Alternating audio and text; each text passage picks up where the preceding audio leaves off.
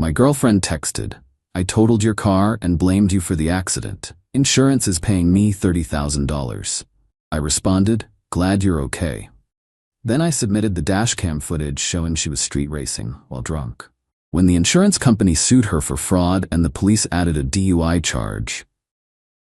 Original post I-29 email. Got the text while sitting in a meeting at work last Monday. My girlfriend Brittany, 27, had borrowed my 2021 Toyota Tacoma to run errands while her car was in the shop. The text. Bad news, babe. Got in an accident. Truck is totaled. Don't worry though, told insurance you were driving and let me borrow it after. They're cutting a check for $30K to my account since I'm the victim. We can use it for that Hawaii trip. My coworker must have seen my face go pale because he asked if I was okay. I excused myself and called her immediately. "Britt, what the hell happened? Are you hurt?" "I'm fine. Just some bruises. The truck's done though, completely smashed." "You told insurance I was driving?" "Well, yeah, otherwise my rates would go up. Plus this way we get the full payout. The other driver already admitted fault anyway." "The other driver? What happened exactly?" "Just some idiot who brake checked me. Look, I handled it. The cops already took my statement. Just stick to the story if anyone asks. You let me drive after the accident because you were shaken up." Something felt off. Really off. But I just said, "Glad you're okay, we'll talk when I get home." Here's what Brittany didn't know. I'd installed a dashcam system 3 months ago, front and rear cameras with GPS and speed tracking. They automatically upload to the cloud every time the truck connects to Wi-Fi. It's wired directly to the battery, so it runs even when parked. I logged into the app on my phone. The footage was illuminating. Brittany wasn't running errands. She was racing her friend Alexis's boyfriend's Charger on the freeway. The speedometer overlay showed she hit 97 miles per hour in a 65 zone. She was weaving between lanes, tailgating, and brake checking other cars. Then came the crash. She tried to cut off a minivan to win the race, clipped their bumper, overcorrected, and slammed into the median barrier. The truck flipped twice. But here's the kicker. The camera also records audio inside the cabin. 10 minutes before the crash, you can clearly hear her and Alexis doing shots. Brittany's words, "3 shots of Patron and I drive better than these slowpokes." The minivan driver didn't brake check her. The minivan driver was a 68-year-old woman who Brittany nearly killed. I downloaded everything, saved it to 3 different drives, then texted back, "Glad you're okay." Update 1. 3 days later, Brittany came home that evening acting like she'd won the lottery. Insurance adjuster already called. They're fast-tracking the claim. Should have the money by Friday. I'm thinking Maui? Or maybe Cabo. I kept my face neutral. "That's great, babe. Hey, did you get checked at the hospital? That sounded like a bad crash." "Nah, I'm tough. Plus hospitals ask too many questions, you know?" "Yeah, like blood alcohol tests." She spent the next 2 days shopping online for vacation packages, designer bags, and a new car for herself. Posted all over Instagram about surviving a scary accident and how karma got the bad driver who caused it. Her friends were commenting hearts and support. Alexis posted, "My bestie is a warrior." Meanwhile, I did my homework. Found out the elderly woman driving the minivan was hospitalized with a concussion and whiplash. She was being blamed for the accident based on Brittany's statement. Her insurance was denying her claim because Brittany said she was driving aggressively.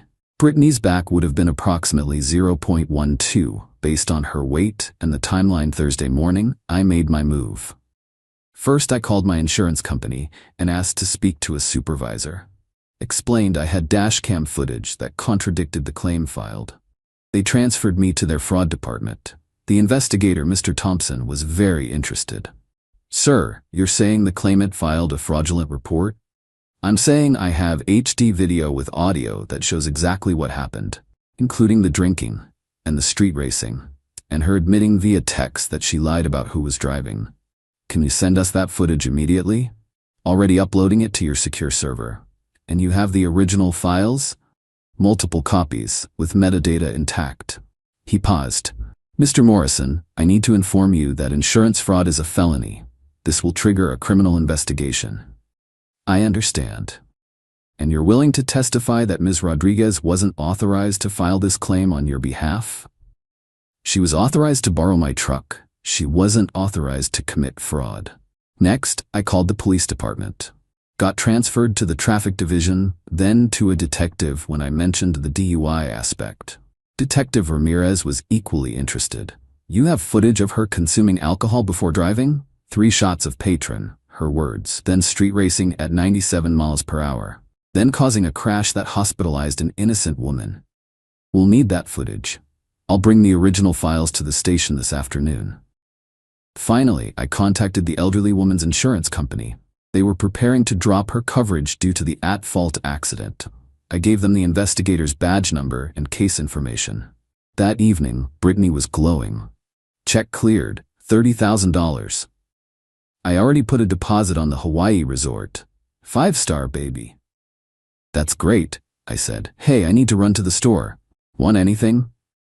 Champagne, the good stuff. We're celebrating. I drove to my buddy Derek's apartment instead. I'd already moved my important stuff there that afternoon. The apartment was mostly Brittany's crap anyway. Her furniture, her decorations, her mess. I wasn't running. I just didn't want to be there when the police showed up. Update 2, the next day. The knock came at 7 a.m. according to my security camera notification. Yeah, I have a Ring doorbell. Brittany didn't know the password. 2 detectives and 3 uniformed officers. Brittany answered in her pajamas, clearly hungover from her celebration. The audio is muffled, but you can see her gesturing wildly, then trying to close the door. One detective holds up papers, a warrant. They walk in. 5 minutes later, she's in handcuffs being led to a squad car. My phone exploded with calls and texts. I didn't answer, but I did listen to the voicemails. What did you do? The cops are here. This is insane. They're arresting me. They said you gave them footage? Are you insane? I'm your girlfriend. How could you do this to me? Then radio silence for a few hours. Around noon, Alexis started blowing up my phone. Her boyfriend Tyler too, the Charger owner. Apparently, the cops had visited them as well. Street racing is a crime. So is conspiracy to commit insurance fraud. Alexis was in the truck, heard planning the false story. But the real entertainment came that afternoon. Brittany's mom, Darlene, called from Brittany's phone. She must have bailed her out. You vicious little rat. How dare you snitch on my daughter?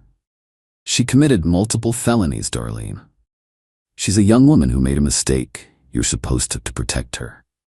From consequences? No. She could go to prison. You've ruined her life over a car. She nearly killed an elderly woman, drove drunk, and committed fraud. She ruined her own life.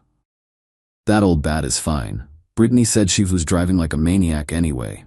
The old bat has a concussion and medical bills, which Brittany caused while drunk, on video. You set her up. You put that camera there to spy on her. I put a dash cam in my truck 3 months ago for insurance purposes. It paid off, just not how I expected. She went on a 10-minute rant about how I was controlling, abusive, a narcissist, etc. Then dropped the bomb. She's pregnant. You just had the mother of your child arrested. I actually laughed. No, she's not. How would you know? Because she's been drinking heavily for weeks, including 3 shots before crashing my truck. Either she's not pregnant or she's the worst mother already. Silence. Then, you're gonna pay for this. With what? The $30,000 she has to return to insurance, plus interest and penalties? She hung up. That evening, I got an email from my insurance company. They were pursuing criminal charges for fraud. The $30,000 had been frozen in Brittany's account pending investigation. Additionally, they were suing her for the full value of the truck, plus legal fees, plus punitive damages. The elderly woman's insurance also contacted me. They were reopening her case and would be pursuing Brittany for damages, medical bills, car repair, and emotional distress. Oh, and the prosecutor's office called. DUI with injury, reckless driving, street racing, leaving the scene, she didn't render aid to the woman she hit, and filing a false police report. Each charge carried potential jail time.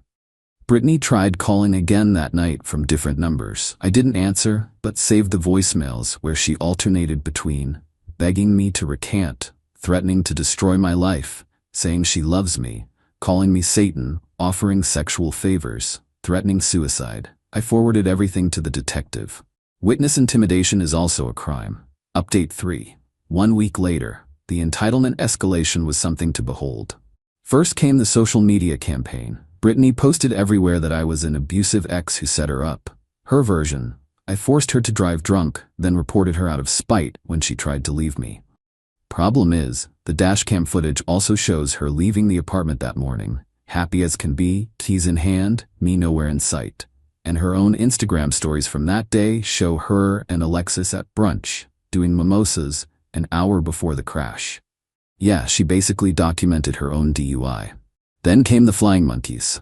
Her friends started harassing me online and via text. My favorite was from her cousin. Real men don't snitch on their women. You're a beta male who couldn't handle a strong, independent woman. My response: strong, independent women don't need to commit fraud and blame others for their crimes. But Brittany wasn't done. She tried to file a restraining order against me, claimed I was harassing her by weaponizing the legal system.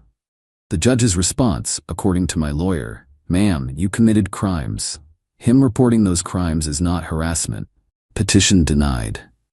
She then tried to break into my apartment. Still had a key, but I'd changed the locks. The Ring doorbell caught her trying to use a credit card to jimmy the door at 2 a.m., then kicking it repeatedly while screaming about her stuff. I called the cops. She was arrested again. Violation of bail conditions. Back in jail, she called her mom to bail her out again. But here's the thing about bail: it gets higher with each violation. First bail was $5,000, second was $25,000. Darlene didn't have it. So Brittany sat in jail for 3 days until her dad, Robert, flew in from out of state. I'd actually always liked Robert, sensible guy who knew his daughter was spoiled. He called me: Tom, I'm not here to argue or threaten, just want to understand what happened. I sent him the footage. All of it. He called back an hour later.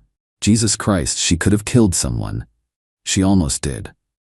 I've been enabling her for too long. Darlene too, always bailing her out. Not your fault, Robert. It partially is. I'm bailing her out one last time, but only so she can get her affairs in order. She's on her own for lawyers. Meanwhile, the civil suits were piling up. Insurance company, $85,000. Truck value, investigation costs, legal fees, punitive damages. Elderly woman, $45,000. Medical bills, car damage, pain and suffering. My suit, $15,000. Deductibles, increased premiums. Lost wages from dealing with this. Brittany's response? She tried to countersuit me for emotional distress and defamation. Her public defender, she couldn't afford a real lawyer, basically told her to drop it. You can't sue someone for defamation when you're on video committing the acts you claim are defamatory. Update 4. The Legal Reckoning. The criminal trial was set for 6 weeks out, but the evidence was so overwhelming that the prosecutor offered a plea deal. Plead guilty to DUI with injury, insurance fraud, and reckless driving. 18 months in prison, 3 years probation, $50,000 in restitution, license suspended for 5 years. Brittany's response? I'm not pleading guilty to anything. Tom set me up. Her public defender looked exhausted. The prosecutor actually laughed. Trial it was. But first came the civil cases. Insurance fraud is apparently something insurance companies take very seriously. Who knew? They had a forensic analyst examine the footage. He testified that based on the alcohol consumption shown, her coordination during the racing, and the crash dynamics, her BAC was between 0.11 and 0.13. They had an accident reconstructionist who showed, with physics and math I didn't understand, that Brittany caused the crash by illegally changing lanes at 97 miles per hour. They had an audio expert who confirmed that was indeed Brittany's voice, saying she drove better after 3 shots. Brittany's defense? I was just joking about the alcohol. Those were water shots for TikTok. The judge: you were making a TikTok video while driving? No, before. The water shots were before. The footage shows you consuming liquid from a Patron bottle. It was water in a Patron bottle, for the joke. The prosecutor then produced the receipt from the liquor store, time-stamped 1 hour before the crash. 1 bottle of Patron Silver, paid with Brittany's credit card. The civil judgment: $93,000 to the insurance company, $52,000 to the elderly woman. Judge added punitive damages, $18,000 to me. Total, $163,000. Brittany's assets: about $3,000 in savings and a 2009 Honda Civic worth maybe $4,000. The week before the criminal trial, Brittany got desperate. She called me from her mom's phone. I'd blocked everything else. Please, Tom. I'm sorry. I screwed up. But prison? That's insane. Just tell them you were mistaken about the footage. Mistaken about HD video? Say it was edited or corrupted, something. Commit perjury to save you from consequences? No. I'll do anything. I'll sign whatever you want. I'll leave the state. Just please don't let me go to prison. You almost killed an innocent woman while driving drunk. You committed fraud. You tried to frame that woman for your crimes. Prison is where you belong. I was your girlfriend. We were together 2 years. That means nothing to you? It meant something until you revealed who you really are. A selfish, entitled criminal who takes no responsibility for anything. I hope you die alone, better than almost killing someone because I wanted to race while drunk. Update 5. The trial. Brittany showed up to court in a conservative outfit I'd never seen her wear, looking like she was auditioning for a church choir. Her mom had hired a decent lawyer at the last minute, probably took out a loan. The lawyer's strategy was interesting. Claim I had manipulated the footage and set Brittany up because she was about to break up with me. The prosecutor's response was beautiful. He played the full footage, not just the crash. 2 hours of Brittany and Alexis's conversation. Highlights included Brittany discussing how she was getting bored with me but liked my money, planning to squeeze me for a vacation before dumping me, laughing about keying her ex's car, admitting she'd driven drunk dozens of times without getting caught, saying the elderly were too slow and shouldn't be allowed to drive. The elderly woman she hit, Mrs. Chen, plot twist, nobody saw that coming, testified from a wheelchair. She'd developed complications from the concussion, still having memory issues. Had to move in with her daughter because she couldn't live alone anymore. When asked if she'd been driving aggressively, Mrs. Chen simply said, I was driving 65 in the slow lane, as I've done for 30 years without a single accident, until she hit me. Alexis was called to testify. She'd made her own deal for immunity in exchange for testimony. She confirmed everything, the drinking, the racing, the plan to blame someone else. Then came Tyler, Alexis's boyfriend with the Charger. He testified that Brittany had asked to race, offered to bet $500 on it. He declined the bet but agreed to race for fun. Brittany's mom had an outburst. They're all lying. My baby would never do this. The judge had her removed. When Brittany took the stand, her lawyer tried to paint her as a young woman who made one mistake in an otherwise spotless life. The prosecutor destroyed that in cross-examination. Ms. Rodriguez, is this your Twitter account? Yes. Can you read this tweet from last year? I don't remember. It says, just drove home from the club buzzed AF. I'm invincible. Is that your tweet? And this Instagram post of you holding a beer while sitting in the driver's seat? That was parked. The background is clearly moving. It went on for an hour. Years of social media posts bragging about drinking and driving, speeding, racing. The jury deliberated for 2 hours. Guilty on all counts. Final update. Sentencing and aftermath. The judge gave her 2.5 years in prison. More than the plea deal because she showed zero remorse and repeatedly tried to manipulate the system.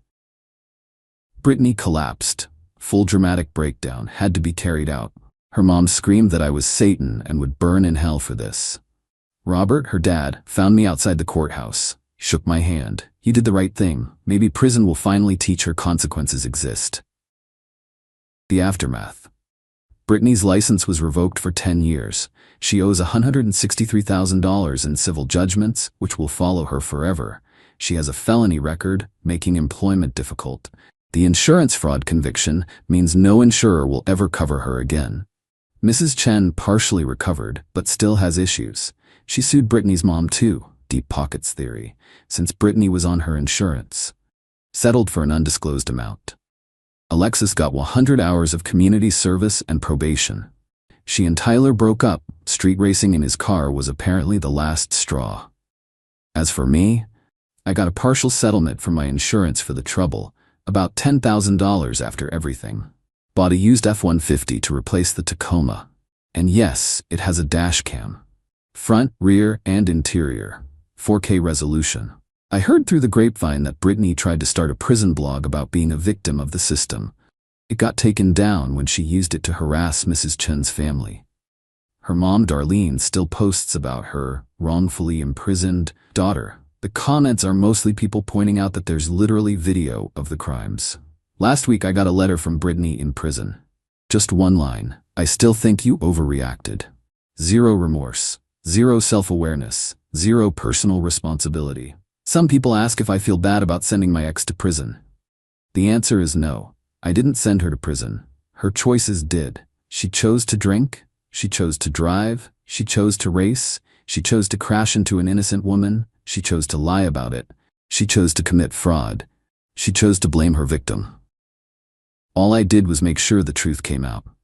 The dashcam cost me $400. Best investment I ever made. To anyone reading this, get a dashcam. You never know when someone you trust will throw you under the bus, or in Brittany's case, crash the truck and try to cash in on it. And if someone shows you who they really are, entitled, reckless, willing to destroy others for their benefit, believe them the first time. Don't wait for them to total your truck to figure it out.